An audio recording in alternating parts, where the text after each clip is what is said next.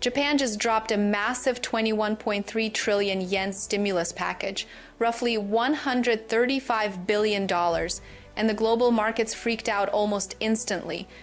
The yen slid to its weakest level in months. Long-term Japanese bonds spiked to levels nobody's seen since the 90s, and traders started watching Tokyo like a pressure cooker about to explode. And here's why this matters way more than it sounds. For decades, Japan has quietly been one of the biggest reasons the United States could borrow money cheaply, buying piles of United States treasuries and keeping interest rates low. But now that support is fading fast, and the ripple effects are already hitting mortgage rates, credit cards, car loans, pretty much everything regular Americans rely on. Tokyo's new stimulus is huge and honestly kinda risky.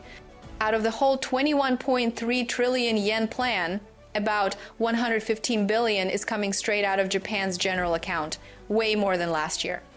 They're rolling out help for rising prices, like local food support, gas and electricity subsidies, and even direct payments, $45 to every household for energy, and one-time $130 checks per kid to help parents breathe a little. They're also cutting taxes, pushing a 10-year plan to revive shipbuilding, and ramping up defense spending to hit 2% of GDP, something Japan hasn't even come close to in modern history. But the second Japan announced this monster plan, the world basically said, "Hold up, how are you going to pay for all this?"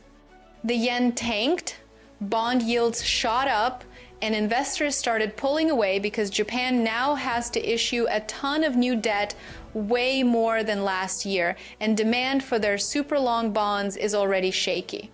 Traders even compared it to the UK's bond meltdown in 2022 when the market went into full panic mode.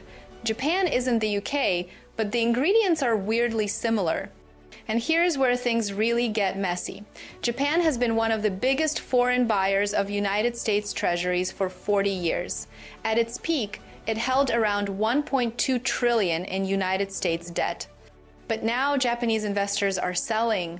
In the last quarter alone, they dumped around 62 billion in United States treasuries. That's not a routine adjustment, that's a "we're pulling back" signal. And when Japan steps back, borrowing gets more expensive for everybody. Mortgage rates that used to sit near 2.6% are now hovering around 7%. Credit cards are at all-time highs. Car loans are getting brutal.